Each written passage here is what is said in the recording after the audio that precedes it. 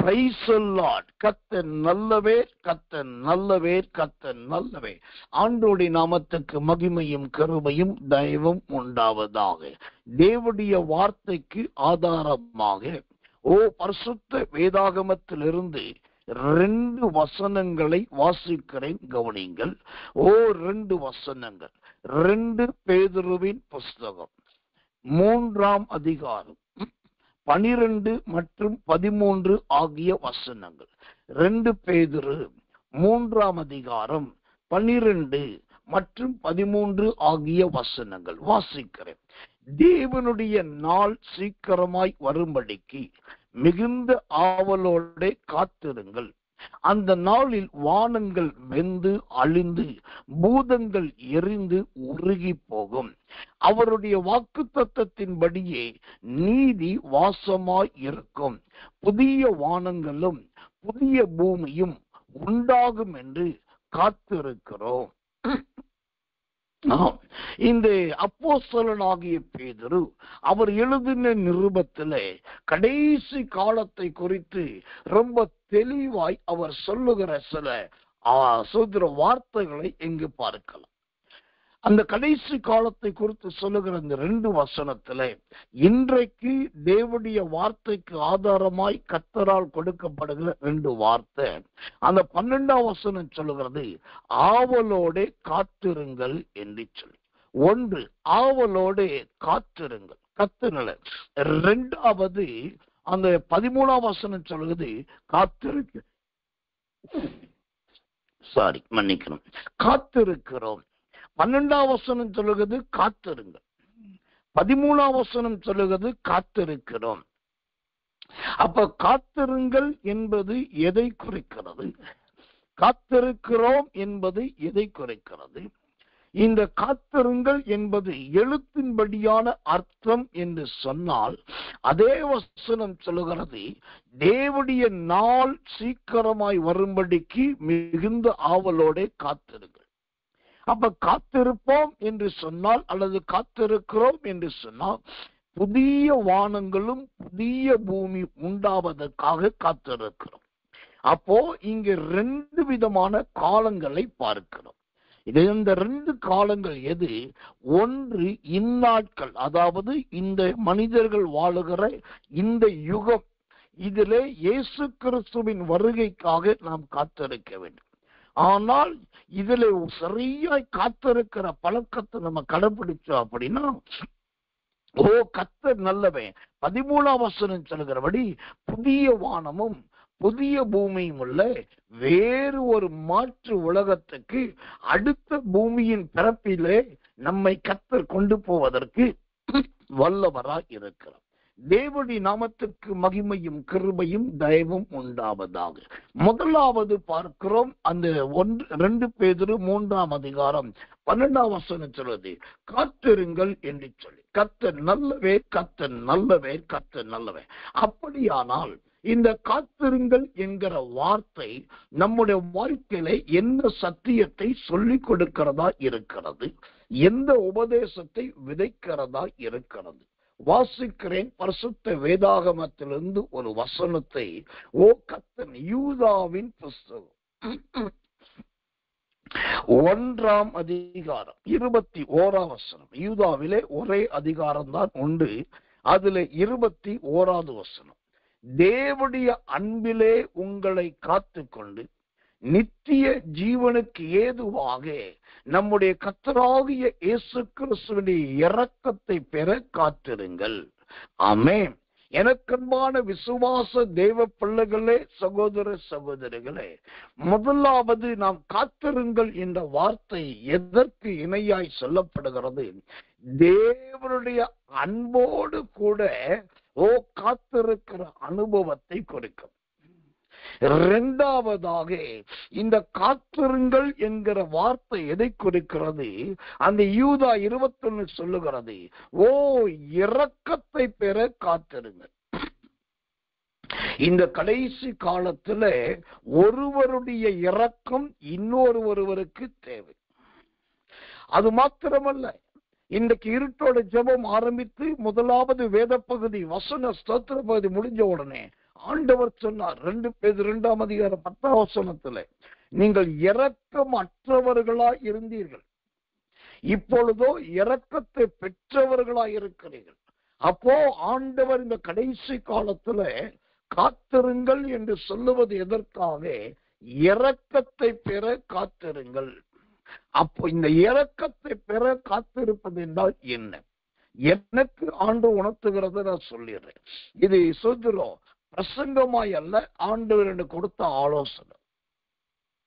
எனக்கு கடந்த ஒரு வார காலமாக, ஒரு வாரம் ஒரு 10 முதல் 12 நாள் என்று நினைக்கிறேன், ஒரு 10 முதல் 12 நாட்களாகவே ரொம்பவும் ஆவியில உணர்த்தப்படுறேன், ரொம்பவும் ஏவப்படுறேன், ரொம்பவும் ஆண்டவரால் சிந்திக்க வைக்கப்படுகிறேன். என்னன்னா, நீ போய் உட்காரு, நீ போய் காத்துரு, நீ போய் என் சமூகத்துல இரு, நீ அங்கும் இங்கும் அலையாதே, நீ போய் தனித்திரு என்று சொல்லி ஒரு விதமான தேவனுடைய பிரசன்னம் எப்போதும் ஒரு ஏவுதலை கொடுத்து கொண்டிருக்கிறதை பார்த்து, அப்போ அதை எப்போதும் நீ போய் காத்துரு, நீ போய் அமர்ந்துரு, நீ போய் உட்காரு, நீ என்னோடு கூட இரு ஆவியான சொல்றாருன்னா, இப்பதான் எனக்கு அதற்குரிய அர்த்தம் விளங்குகிறது. என்ன அர்த்தம்? தேவனுடைய இரக்கத்தை பெற காத்திருங்கள். அப்போனா அவருடைய இரக்கம் நமக்கு தேவையா இருக்கிறது. வருகிற நாட்கள்ல என்ன நேரிடும் என்று எனக்கும் தெரியாது, ஒருவருக்கும் தெரியாது.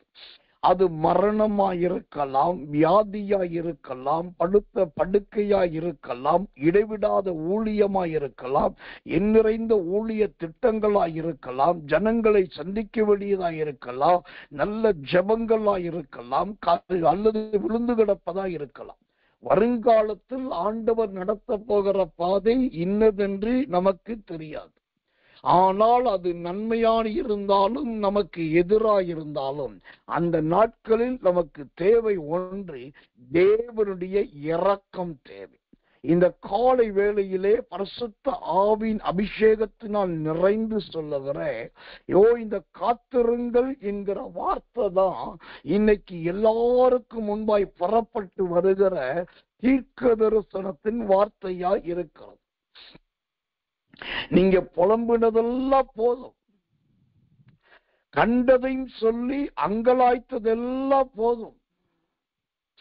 இல்லாட்டி இந்த மனுஷனுடைய கையை பிடிப்போம், அந்த மனுஷனுடைய காலை பிடிப்போம், இல்லாட்டி நேரா போய் அவங்கள கட்டி பிடிப்போம். எப்படியாகலும் அவங்கள நமக்கு சம்மதிக்க பண்ணணும், எப்படியாவது அவங்கள வச்சு இந்த காரியம் நடக்கணும் சொல்லி நீங்க பல முறை மனிதர்களை பிரியப்படுத்தி அவர்கள் மூலமாய் காரியத்தை செய்ய பார்க்கிறீர்கள். ஆனால் ஆண்டவர் சொல்லுகிறார், நீ மனுஷனுடைய கையையும் பிடிக்க வேண்டாம், மனுஷனுடைய காலையும் பிடிக்க வேண்டாம், ஒருவனையும் கட்டியும் பிடிக்க வேண்டாம். என் மகனே மகளே, உன் காரியம் நடக்க வேண்டுமானால் அதற்கு நான் முதலாவது இறங்க வேண்டும். நான் உங்கள் விஷயத்தில் இறங்க வேண்டும் என்று சொன்னால் நீங்கள் என் சமூகத்திலே காத்திருங்கள். நீங்க கன்னிமரியாளாவோ இருக்கலாம், கன்னிமரியாலும் பெந்தைக்கோஸ்து நாளிலே காத்திருந்துதான் ஆக வேண்டும். இயேசுவை பெற்றெடுத்து அந்த தாய் என்கிற அந்த பெரிய அனுபவத்தை போல இருக்கலாம். அந்த தாய் என்கிற அனுபவத்தை அடையறதுக்கு முன்னாடி கூட கன்னிமரியாள் எலிசபெத்துடைய வீட்டிலே 6 மாத காலம் தங்கி இருந்தார், அவ காத்திருந்தார். அப்போ இந்த காத்திருப்பு ரொம்ப முக்கியம். ஆண்டவர் சொல்கிறார், வருகிற காலம் கொடிய காலம், வருகிற நாட்கள் பயங்கர நாட்கள். அந்த கொடிய காலத்துக்கு பயங்கர நாட்களிலும் நீங்கள் தப்ப வேண்டுமானால் தேவனுடைய இரக்கம் உங்களுக்கு தேவை. அந்த இரக்கத்தை நீங்க பெறணும்னா இப்பயே காத்திருக்க பழகுங்க. நம்முடைய ஊழியத்தில் இருக்கிற குறிப்பிட்ட ஒரு ஊழியக்காரர்,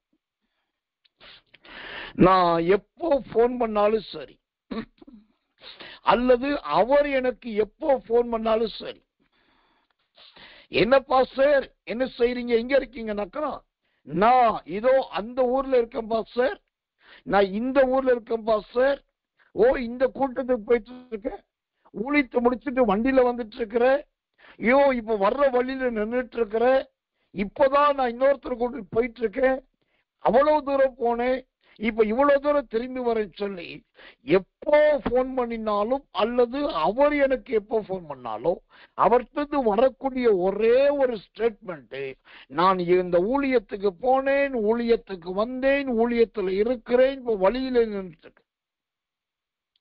ஆனா அவரை குறித்து நான் ஜெபிக்கும் போது, நான் சுயமாய் பேசவில்லை, கர்த்தர் சொல்லுகிறதை சொல்லுகிறேன், அவரை குறித்து ஜெபிக்கும் போது ஆண்டவர் சொன்ன தெளிவான வார்த்தை, முதலாவது என் சமூகத்திலே காத்திருக்க சொல், காத்திருக்க சொல் என்று கர்த்தர் சொன்னார். இப்ப நடக்கிறதுனே இதை நான் சொல்லும் போது அதற்கு அவர் சொல்லுகிற ஒரே காரியம், நிறைய சாக்கு போக்குகள், நிறைய காரண அர்த்தங்கள் சொல்லுகிறார், அதன் பின்பு என்னால் சொல்ல முடியவில்லை. இப்ப கர்த்தர் சொல்லுகிறார், இந்த 2 பேதுரு 3ஆம் அதிகாரம் 12ஆம் வசனத்தின்படி முதலாவது காத்திருங்கள், ஏன்னா வருகிற காலம் கொடிய காலம். இப்பயே ஜெபத்தை அதிகரிங்க, இப்பயே கர்த்தர் சமூகத்துல உட்கார்றத அதிகரிங்க. ஓ கர்த்தர் நல்லவன். அப்படி காத்திருக்கிறது சாதாரண காரியத்துல கொண்டு போய் முடியாது. அது எங்க கொண்டு போய் முடிக்கும் தெரியுமா? அப்போஸ்தல நடபடிகள் புஸ்தகம் 1ஆம் அதிகாரம் 5ஆம் வசனம் சொல்லுகிறது. அப்போஸ்தலர் 1:5 பிற்பகுதி, பிதாவின் வாக்குத்தத்தம் நிறைவேற காத்திருங்கள் என்று கட்டளையிட்டார். பிதாவின் வாக்குத்தத்தம் நிறைவேற. இப்போ ஆண்டவர் சொல்லுகிறார், முதலாவது காத்திருங்கள். காத்திருக்கிறதுனால வருகிற கொடிய காலத்தில் தப்புவதற்கு முதலாவது இரக்கம் கிடைக்கும். அதையும் மீறி இன்னும் அதிகமா நீங்க காத்திருக்க பழகிட்டீங்க. வீட்டில் இருக்கிற வேலை, சமையல் வேலை, வண்டிக்கு போற வேலை, தொழில் பண்ற வேலை, வியாபாரம் பண்ற வேலை, ஆராதனிடத்துல வேலை, சொல்கிறோம் ஒரு விதமான அங்கும் இங்க போகிற வேலை, எல்லாத்தையும் குறைச்சிட்டு நீங்க நல்லா காத்திருக்க மட்டும் பழகிட்டீங்க அப்படின்னாக்கா, ஓ 2வது என்ன நடக்கும்? அந்த அப்போஸ்தலர் 1:5 சொல்லுகிறபடி தேவனுடைய வாக்குத்தத்தங்கள் எல்லாம் நடக்க ஆரம்பிக்கும். தேவனுடைய வாக்குத்தத்தங்கள் எல்லாம் நிறைவேற ஆரம்பிக்கும். எனக்கன்பான தெய்வ பிள்ளைகளே, அந்த வசனத்தை திரும்ப வாசிக்கிறேன். அப்போஸ்தலர் 1:5, பிதாவின் வாக்குத்தத்தம் நிறைவேற காத்திருங்கள் என்று கட்டளையிட்டார். ஆமென். அப்போ காத்திருக்கும் போது ஆண்டவர் கொடுத்த தீர்க்க தரிசன வசனங்கள், தேவனுடைய ஊழியக்காரர்கள் சொன்ன தீர்க்க தரிசனங்கள், ஜெபிக்கும் போது கர்த்தரிடத்தில் பெற்ற வாக்குத்தத்தங்கள் எல்லாம் நிச்சயமாய் நடக்கும், நிச்சயமாய் நிறைவேறும், நிச்சயமாய் சம்பவிக்கும்.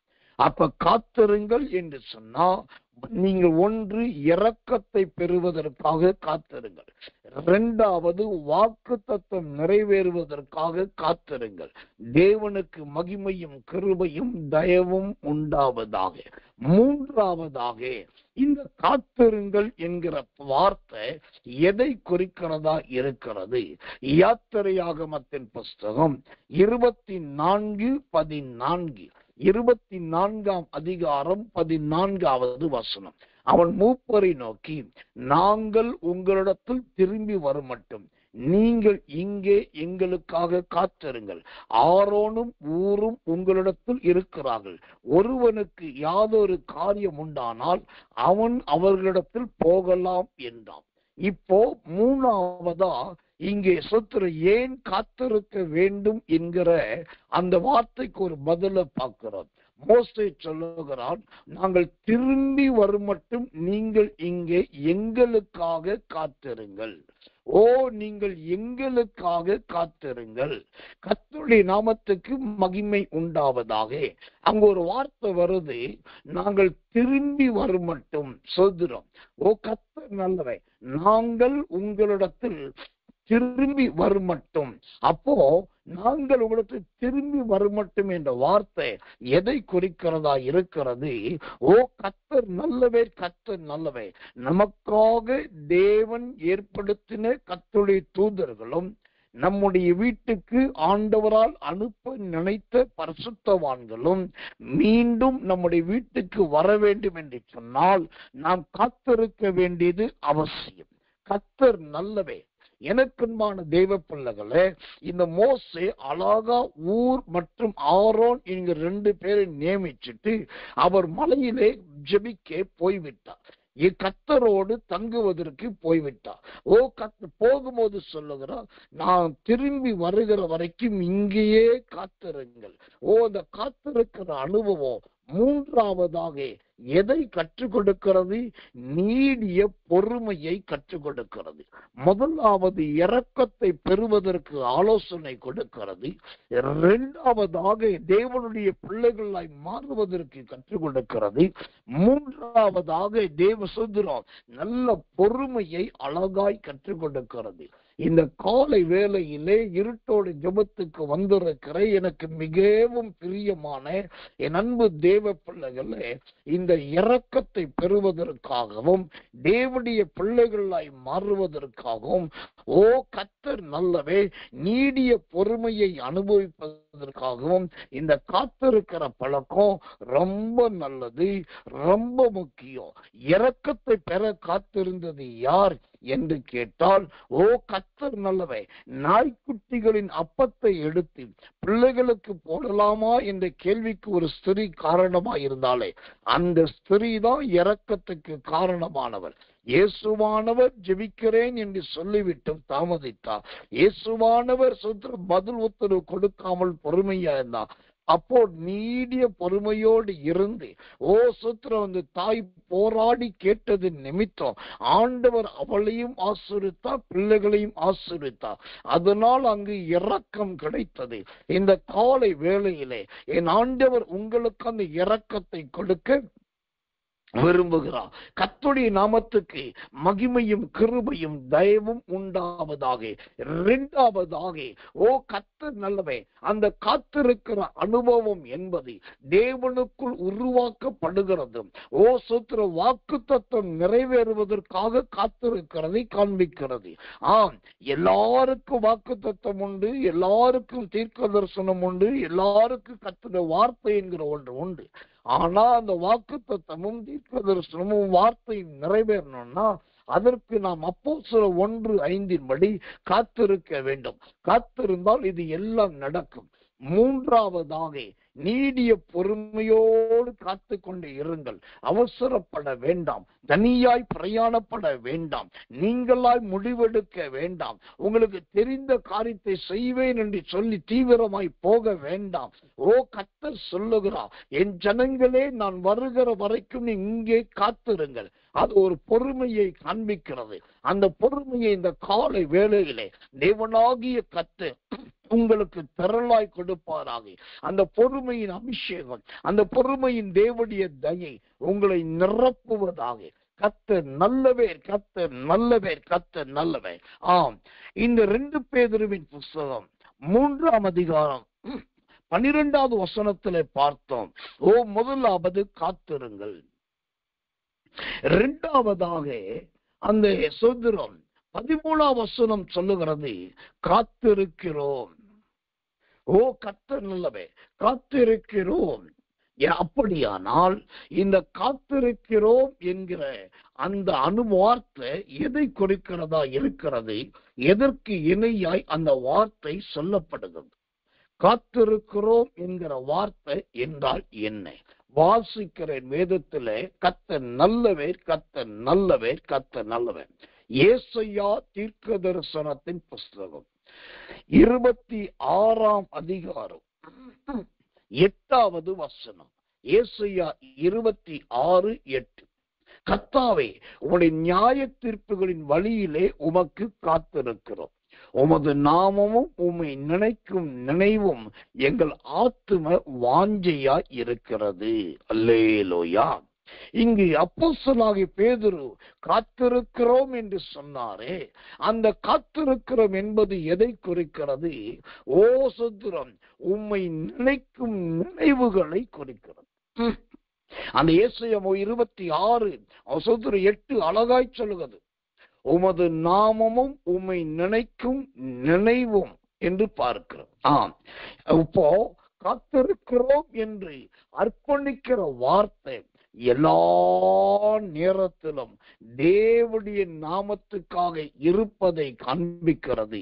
ஓ கர்த்தர் நல்லவை, எப்போதும் கர்த்தருடைய நினைவா இருக்கிறதை காண்பிக்கிறது. இது ரெண்டும் சேர்ந்துதான் ஆத்தும வாஞ்சையாய் மாறிவிடுகிறது. அல்லேலூயா.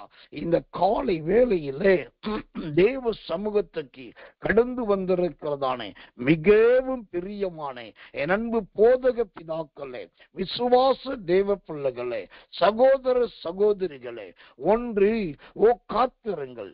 இரண்டாவது, ஆண்டவரை பார்த்து சொல்லுங்கள், காத்திருக்கிறோம். ஓ உம்முடைய நினைவாகவே காத்து கொண்டிருக்கிறோம், ஆத்தும வாஞ்சையோடு காத்து கொண்டிருக்கிறோம் என்று சொல்லி, ஓ கர்த்தர் நல்லவர், அந்த வசனத்தின்படி நீங்கள் காத்திருப்பீர் என்று சொன்னால், ஆண்டவராகிய தேவன் தம்முடைய நினைவினாலும் எண்ணத்தினாலும் சிந்தனினாலும் உங்களை நிரப்புவார். அவருடைய நினைவினாலும் எண்ணத்தினாலும் சிந்தனினாலும் நீங்கள் நிரப்பப்பட்டு விட்டால், இந்த உலகத்தின் கரைகளோ, உலகத்தின் அசுத்தங்கள், உலகத்தின் காரியங்களோ உங்களை மேற்கொள்ளவும் செய்யாது, உங்களை ஆட்கொள்ளவும் செய்யாது. காரணம், அந்த கர்த்தருக்கு காத்திருக்கிறேன், காத்திருங்கள் என்ற வார்த்தைக்கு இடம் கொடுத்து இப்ப காத்திருக்கிறோம் என்று சொல்லி முழுவதுமா அர்ப்பணித்து விடும்போது, இப்படியாய் எல்லா தீங்குக்கும் மிக சொல்கிறோம், உலகத்தின் கரைகளுக்கும் ஆண்டவர் தப்பு. கர்த்தர் நல்லவர், கர்த்தர் நல்லவர். இப்ப காத்திருக்கிறோம் என்கிற வார்த்தை முதலாவது அவருடைய நினைவுகளையும் ஆத்தும வாஞ்சையையும் குறிக்கிறது. இரண்டாவதாக இந்த காத்திருக்கிறோம் என்கிற வார்த்தை எதை குறிக்கிறது? ஏசாயாவின் புஸ்தகம் 33:2 ஏசாயா 33:2, கர்த்தாவே எங்களுக்கு இரங்கும், உமக்கு காத்திருக்கிறோம், தேவரீர் காலையில் அவர்கள் புயமும் இக்கட்டு காலத்தில் எங்கள் ரட்சிப்புமாய் இரும். ஆமென். இந்த காத்திருக்கிறோம் என்கிற வார்த்தை முதலாவது தேவனுடைய நினைவையும் ஆத்தும வாஞ்சியும் குறிக்கிறது. இரண்டாவது, இந்த காத்திருக்கிறோம் என்கிற வார்த்தை எதை குறிக்கிறது? சோதரம், ஆண்டவருடைய ரட்சிப்பு நமக்கு கிடைக்கிறதை காண்பிக்கிறது. அந்த ஏசாயா 33:2 சொல்லுவது, இக்கட்டு காலத்தில் எங்கள் ரட்சிப்பாய் இரும், இக்கட்டு காலத்தில் எங்கள் ரட்சிப்பாய் இரும்.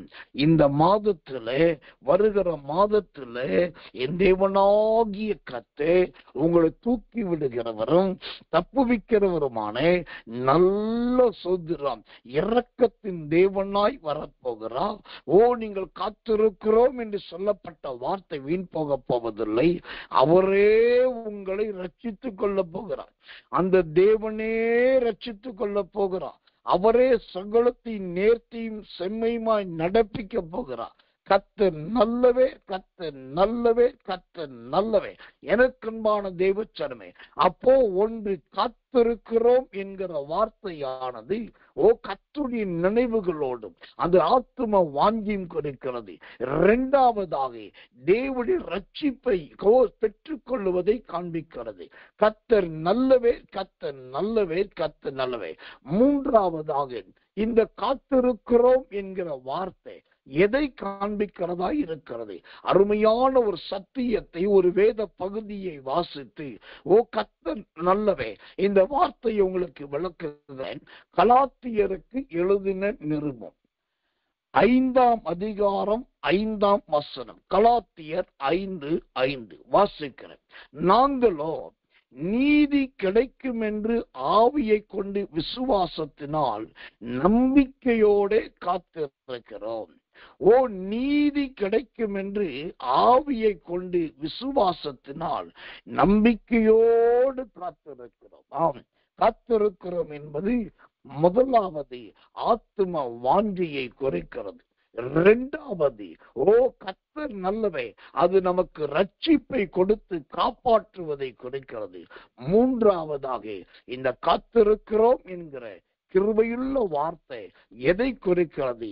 நமக்கு எங்கெல்லாம் நீதி கிடைக்க வேண்டுமோ அங்கெல்லாம் அந்த நீதியை கொண்டு வருவது தான் இந்த காத்திருக்கிறோம் என்கிற வார்த்தை. கர்த்தருடைய ஊழியக்காரனாகினா இது உண்மையா இல்லையா என்று யாராவது கேட்டா 100% சொல்லுவேன், இந்த வார்த்தை உண்மை. ஏன்னாக்கா காத்திருக்கிறோம் என்கிற வார்த்தைக்கு பின்னால் ஒளிந்திருக்கிறது எது? தேவனுடைய நீதி நிறைவேறுவதை காண்பிக்கிறது. என்னுடைய வாழ்க்கையிலே குறுக்க வந்த பல மனிதர்கள் உண்டு. அவர்களோடு நான் மாம்சத்தோடும் இரத்தத்தோடும் யுத்தம் பண்ணாமல், உலகத்தார் போல அரசியல் அல்லது கோர்ட்டு போலீஸ் என்று போகாம தேவனையே சார்ந்து இருந்த காலம் உண்டு. அந்த நிமித்தம் நடந்தது என்ன தெரியுமா? அங்க தேவன் நீதியை முளைப்பிக்க செய்தார். கர்த்தர் நல்லவே, அந்த நீதி கிடைக்கும்படி செய்தார். நான் ஒருவேளை மற்ற அரசியலை சார்ந்தோ அல்லது காவல்துறையை சேர்ந்து போயிருந்தாக்கா அந்த நீதி கிடைத்திருக்காது. ஆனா காத்திருக்கிறோம் என்று சொல்லி 2 பேரா 3 பேரா அடிக்கடி ஜெபித்தோம். அந்த ஜெபத்தினால் என்ன கிடைச்சது? இந்த திருவசனம் சொல்லுகிறதை போல கலாத்தியர் 5:5 நல்ல நீதி கிடைச்சது. இது அநியாயம் பண்ணுகிற மனிதர்கள் மத்தியில் மாத்திரமல்ல, நம்முடைய ஊழியக்காரர்கள், நம்முடைய விசுவாசிகள், நம்முடைய தேவ பிள்ளைகள் என்கிற சுற்றிலும் இருக்கிறவரிடத்திலிருந்தோம் எனக்கு நீதி கிடைத்தது. தங்களை தாங்களே உயர்த்த பார்த்தவர்களும், தங்களை தாங்களே மேன்மைப்படுத்திக் கொள்ள பார்த்தவர்களும் கீழே தள்ளப்பட்டார்கள். ஆனால் தேவனோ எனக்கு நீதியை வாய்க்க பண்ணினா. இன்றைக்கு கர்த்தர் சொல்லுகிறார், உங்க வீட்டை ஒருவன் அபகரித்து கொண்டு அநியாயம் பண்ணி கொண்டிருக்கலாம், உங்க வேலை ஸ்தலத்துல வந்து பக்கத்துல இருந்து கொண்டு நீங்க வேலையே செய்யக்கூடாதபடி தடையா இருக்கலாம், உங்க தொழில் விருத்தி அடையக்கூடாதபடிக்கு வஞ்சகத்தினால சூட்சுமத்தை நடப்பிக்கலாம். எதுவா இருந்தாலும் எழுதி வைத்து உங்களுக்கு ஆண்டவர் நீதியை கிடைக்க பண்ணுவார். ஆண்டவர் நீதியை கிடைக்க பண்ணுகிற தேவனா இருக்கிறபடினால் அந்த நீதியின் பலன் நசரேயனாகிய இயேசுவின் நாமத்தில் உங்களுக்கு வந்து உண்டாகும் என்று கர்த்தருடைய ஊழியக்காரனாகி நான் தைரியமாய் சொல்லுகிறேன். ஆமென். அந்த நீதியை கிடைக்க பண்ணுகிற தேவன் சொல்கிறோம். அது ஆண்களிடத்திலிருந்து கிடைக்க வேண்டுமா, பெண்களிடத்திலிருந்து கிடைக்க வேண்டுமா, அல்லது அரசியலிருந்து கிடைக்க வேண்டுமா, அல்லது வேலை செய்கிற இடத்துல கிடைக்க வேண்டுமா, உங்களுக்குரிய நீதியை ஆண்டவர் கண்டிப்பாய் கட்டாயம் கிடைக்க செய்வார். அந்த நீதி வந்து உங்களுக்கு கண்டிப்பா கட்டாயம் கிடைக்கும் போது நீங்க ஆனந்த கண்ணீரை சிந்துவீர்கள். ஆண்டவரை நோக்கி ஒருமனப்பட்டு கர்த்தரை துதிப்பீர்கள். நீங்க எதிர்பார்க்காத நல்ல முடிவு வருகிறதை உங்க ஆவியின் களி கூறுதலினால் நீங்கள் மகிழ போகிறீர்கள். ஏனென்றால் இந்த காத்திருக்கிறோம் என்கிற வார்த்தையானது அது நீதியை கிடைக்க பண்ணுகிற காரியமா இருக்கிறது. இன்னைக்கு நிறைய இடத்துல நியாயம் செத்தது, நிறைய ஜீவியத்துல நீதி மறித்தது. ஆனால் செத்ததும் மறித்ததுமாயிருக்கிற அந்த காரியத்தை கர்த்தர் உயிர்ப்பிக்கிறார். அந்த உயிர்ப்பிக்கும் போது கர்த்தர் நல்லவே, உங்களுக்குரிய நீதி கிடைக்கும். உங்களுக்குரிய நியாயம் கண்டிப்பாய் கிடைக்கும். கர்த்தருடைய வசனம் என்பது ஒரு காலம் மாறாது, ஒரு காலம் கீழே விழாது. அப்போ அந்த நீதியை கிடைக்க பண்ணுகிற தேவன் கர்த்தர் நல்லவே, கர்த்தர் நல்லவே. அந்த கிடைக்கும் என்று சொல்லுகிற ஆண்டவர் இன்றைக்கும் கிடைக்க செய்யலாம், நாளைக்கும் கிடைக்க செய்யலாம். எந்த நேரத்திலே அது உங்களுக்கு கிடைக்க வேண்டுமோ அந்த கிடைக்கக்கூடிய பலத்த காரியத்தை ஆண்டவரே செய்வார். தேவனே அதை நடப்பிப்பார். கவலையே படாதிருங்கள். அந்த நீதியை, நியாயத்தை நீங்கள் பெற்றுக்கொள்ள வேண்டிய நாட்கள் தான் இந்த நாட்கள். நீங்க கர்த்தருடைய பிள்ளை, கர்த்தரை துதிக்கிறீர்கள், கர்த்தரை ஸ்தோத்தரிக்கிறீர்கள், நல்ல காலையிலே வசனம் கேட்கிறீங்க. இதெல்லாம் கிடைக்கும் அசுத்திரம் நீங்க செய்யறதுனால நடக்க போவது என்ன? உங்களுக்குரிய நீதியை ஆண்டவர் கண்டிப்பாய் ஆம் என்றும் ஆமேன் என்றும் செய்தருளுவார். உங்களுக்கு நீதி செய்வதற்காக துன்மார்க்கனை அழிக்கவும் ஆண்டவர் பயப்பட மாட்டார். குழப்பவாதிகளை மரணத்துக்கு ஒப்பு கொடுக்கவும் அவர் பயப்பட மாட்டார். தேவனுடைய பிள்ளைகளாகி நீங்கள் அந்த நீதியை பெற்று எல்லாருக்கு முன்பாக என் தேவன் நீதியின் நியாயாதிபதி என்று சாட்சி சொல்லுவதற்காக எந்த சுத்திர உலகத்தானையும் எப்படிப்பட்ட துன்மார்க்கனையும் தேவன் அகற்றுவார், விளக்குவார். மீண்டும் தலை நிமிரக்கூடாதபடி பண்ணுவார். அப்படி பண்ணுகிற ஆண்டவர் அதன் மூலமாய் உங்கள் நீதியை கிடைக்க செய்து நீங்க கர்த்தரை துதிக்க கர்த்தர் வைப்பார், கர்த்தரை ஸ்தோத்தரிக்க கர்த்தர் செய்வார். எல்லாவற்றை விட என் தேவன் எனக்கு நீதி கிடைக்க பண்ணினார். இந்த காலை வேளையிலே எனக்கு ரொம்ப பிடிச்ச ஒரு வார்த்தையா இந்த வார்த்தையை பார்க்கிறேன். அவன் நீதி கிடைக்க பண்ணுகிற தேவன். நீதி கிடைக்க பண்ணுகிற கர்த்தர்.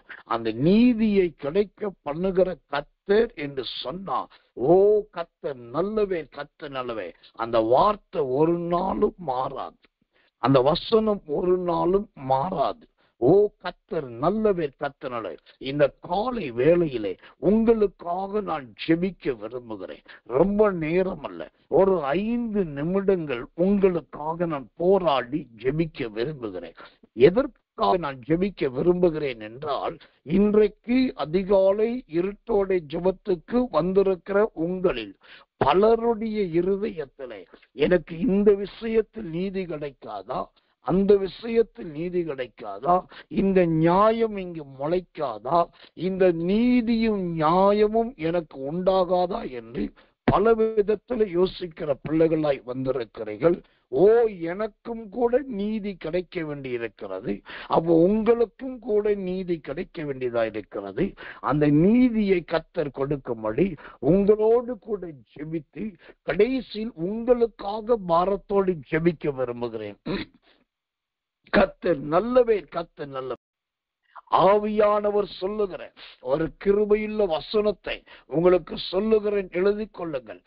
1 சாமுவேலின் புஸ்தகம் 26ஆம் அதிகாரம் 23வது வசனம். 1 சாமுவேல் 26:23. கர்த்தர் அவனவனுக்கு சுதந்திரம் அவனவன் நீதிக்கும் உண்மைக்கும் தக்கதாக பலன் அளிப்பாராக. கர்த்தர் நல்லவே, கர்த்தர் நல்லவே. கர்த்தர் அவனவனுக்கு அவனவன் நீதிக்கும் உண்மைக்கும் தக்கதாக பலன் அளிப்பாராக. ஒரு தேவனுடைய ஊழியக்காரன் நான் சொல்றேன், நீங்க கேட்கிறது தேவனுடைய சமூகத்துல உண்மைக்கு ஏதுவானதா இருந்தா, நீங்க கேட்கிறது தேவனுக்கு பிரியமானதா இருந்தா, அதற்குரிய பலனை இந்த கிருபையுள்ள வசனமாகிய 1 சாமுவேல் 26:23 கண்டிப்பாய் பெறுவீர்கள், கண்டிப்பாய் நீங்கள் அடைவீர்கள்.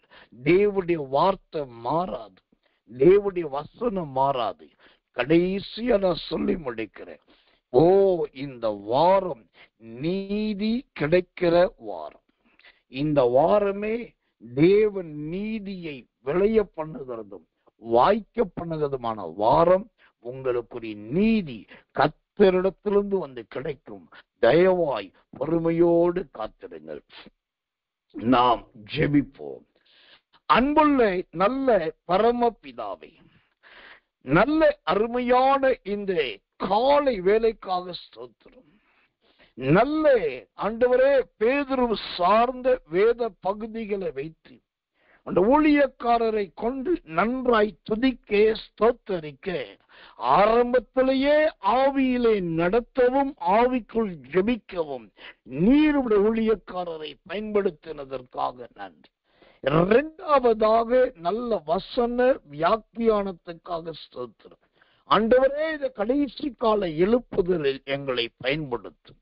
மூன்றாவதாய் வருகிற சனிக்கிழமை மாலை 7 மணி முதல் 10 மணி வரையும், ஞாயிற்றுக்கிழமை மாலை 7 மணி முதல் 10 மணி வரையும் இருக்கிற என்னோட ஜெபம் என்கிற அந்த ஜெபத்தை தேவன் ஆசீர்வதிப்பீராக. விசேஷமாக காத்திருங்கள், காத்திருக்கிறோம் என்ற வார்த்தையின்படி இந்த இருட்டோட ஜெபத்துக்கு வந்து எல்லாருடைய வாழ்க்கையிலும் தேவனுடைய நீதி விளங்குவதாக, நீதி கிடைப்பதாக, நீதியின் பிரதிபலன் ஆமென்றும் ஆமென்றும் சம்பவிப்பதாக நீர் வாக்குத்தத்தம் கொடுத்தீரே. 1 சாமுவேல் 26 அதிகாரம் 23 வசனத்தின்படி அவனவன் நீதிக்கும் உண்மைக்கும் தக்கதாக பலனளிப்பார்.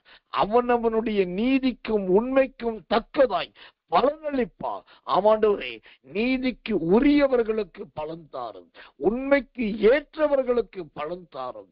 அந்த பலனுடைய பிள்ளைகளை நிரப்புவதாக நீ ஜெபத்தை கேட்டதற்காக 1 கோடி ஸ்தோத்திரம் ஐயா. இயேசுவின் நாமத்தில் ஜெபிக்கிறோம் நல்ல பிதாவே. ஆமென், ஆமென், ஆமென்.